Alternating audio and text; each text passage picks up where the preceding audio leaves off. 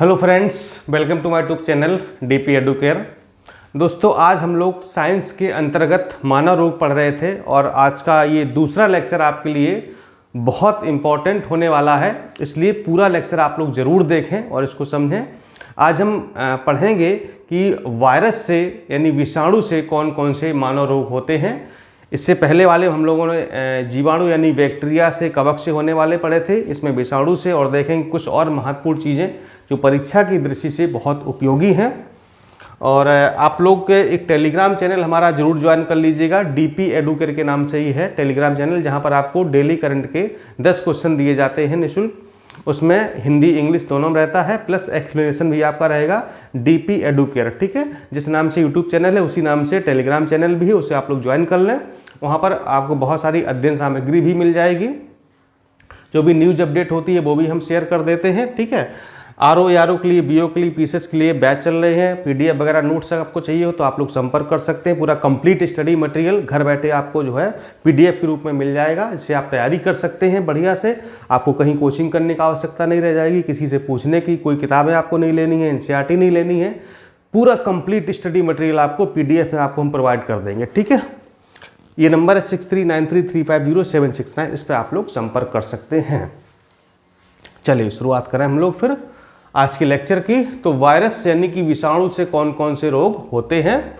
छोटी माता, ठीक, जिसको कैसे होता है, वेरिसेला वायरस से होता है। खसरा, जिसको इंग्लिश में कहते हैं मीजल्स, खसरा किससे, मोरवेली वायरस से, ठीक है। पोलियो वायरस से का होगा। रेबीज, ये रेबीज वायरस से, ठीक है।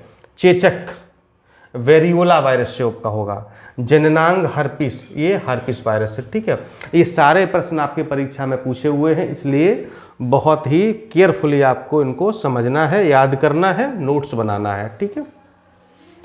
एड्स आपको होता है ह्यूमन इम्यून डेफिशिएंसी वायरस, जिसको कहते हैं HIV वायरस से ये होता है, ठीक है। एड्स का फुल फॉर्म कितने लोगों को पता है, कमेंट करके बताएं। एड्स का फुल फॉर्म कितने लोगों को पता है, लिखिए जरा कमेंट में, बताइए तो। हेपेटाइटिस वायरस से होता है। इन्फ्लुएंजा मिक्सो वायरस से होता है। गलसुआ मम्स वायरस से होता है। जेनाइटल हर्पिस, ये सिंप्लेक्स वेजिनलिस इस वायरस से होता है, ठीक है। और इसके बाद आपका प्रमुख रोग और उससे उनसे प्रभावित अंग, यानी कि किस रोग में कौन सा अंग प्रभावित होता है, ये इस टाइप के प्रश्न भी बहुत सारी परीक्षाओं में पूछे जाते हैं। तो समझिए, मोतियाबिंद में पता ही आपको आंखें प्रभावित होंगी। पीलिया में आपका लीवर यानी कि यकृत प्रभावित होता है।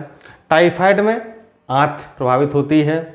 निमोनिया में फेफड़े, लंग्स प्रभावित होते हैं। मलेरिया में रक्त कोशिकाएं, ब्लड वेसल्स प्रभावित होती हैं। इंसेफेलाइटिस में मस्तिष्क आपका यानी कि दिमाग प्रभावित होता है, ठीक है। इसके बाद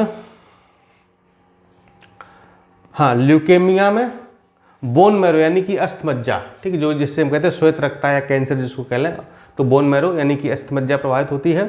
पोलिया आपका तंत्रिका तंत्र हो गया। गलसुआ लार ग्रंथियाँ। रेबीज या हाइड्रोफोबिया में केंद्रीय नाड़ी तंत्र, सेंट्रल नर्वस सिस्टम है वो प्रभावित होता है। हेपेटाइटिस में आपका लीवर यानी कि यकृत।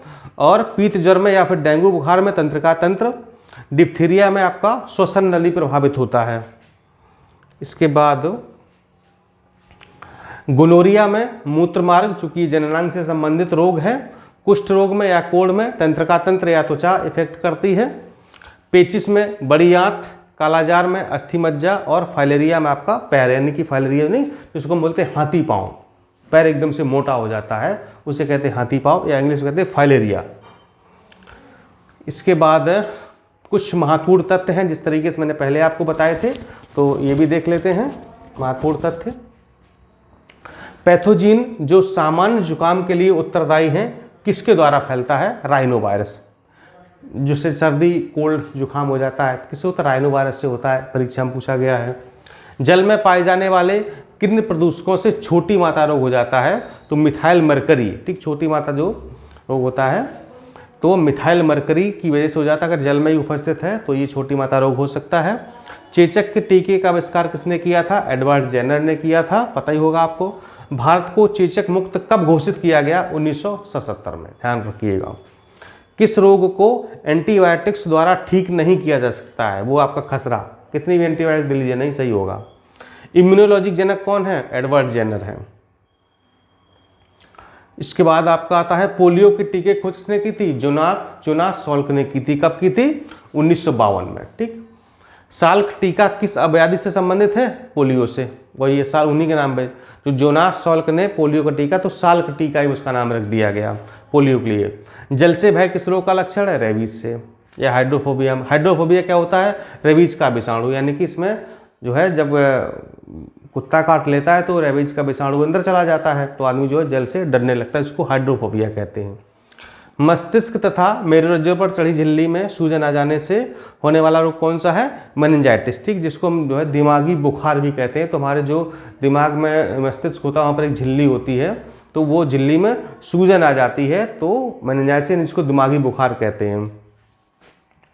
हेपेटाइटिस रोग से मनुष्य शरीर का सीधा प्रभावित होने वाला अंग कौन सा है? लीवर। में आपको पीछे बताया था। यकृत रोग हेपेटाइटिस बी का कारक क्या है? डीएनए वायरस होता है। और कुछ और जरूरी बातें, कौन से रोग टाइगर मच्छरों द्वारा संचारित होते हैं? डेंगू, चिकनगुनिया, पीत ज्वर जो आजकल बहुत चल रहा है, डेंगू और चिकनगुनिया देख ही रहे हैं, तो ये टाइगर मच्छर द्वारा होता है। टाइगर मच्छर किसे कहते हैं? Aedes albopictus. ये जो इसका नाम, टाइगर तो एक सामान्य नाम है, इसका एक्चुअल नाम है एडीज एल्बोपिक्टस। इसी की वजह से होता है डेंगू वगैरह, चिकनगुनिया वगैरह। ठीक। डेंगू के लक्षण क्या है? नेत्र गुहा पीड़ा, नेत्र के पीछे होने वाले दर्द, जो नेत्र पीछे एकदम लगेगा वो दर्द हो रहा है। नाक से रक्तस्राव होता है। त्वचा पित्त का कुछ चकत्ते जैसे स्किन पड़ जाते हैं। ठीक है। हड्डियों में या पैरों में बहुत दर्द होता है, ये भी लक्षण होते हैं डेंगू के और चिकनगुनिया के।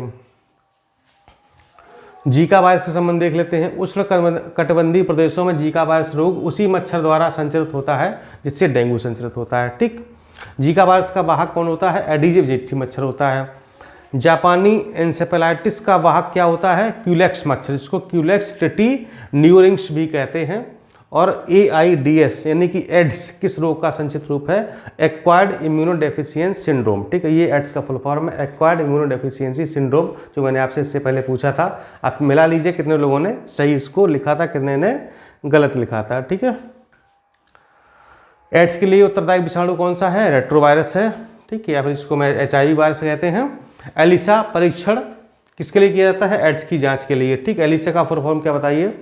एंजाइम लिंक्ड इम्यून जॉर्बेंट एसे। एंजाइम लिंक्ड इम्यून जॉर्बेंट एसे इसका टेस्ट होता है, यानी कि एड्स की जांच के लिए। कोबाल्ट 60 का प्रयोग कहाँ करते हैं? कैंसर उपचार में, विकिरण चिकित्सा में, शल्य उपकरणों की सफाई आदि में भी कोबाल्ट 60 का प्रयोग किया जाता है। ये सारे प्रश्न मतलब एक एक लाइन में आपको बता रहा हूँ, परीक्षा में पूछी गई है। ठीक है। आपको हो सकता है कि ये वीडियो बहुत हल्के हैं, लेकिन हल्के बिल्कुल नहीं है, बहुत भारी है ये। ठीक है, बहुत इंपॉर्टेंट है, इसलिए इनको हल्के मत लीजिएगा।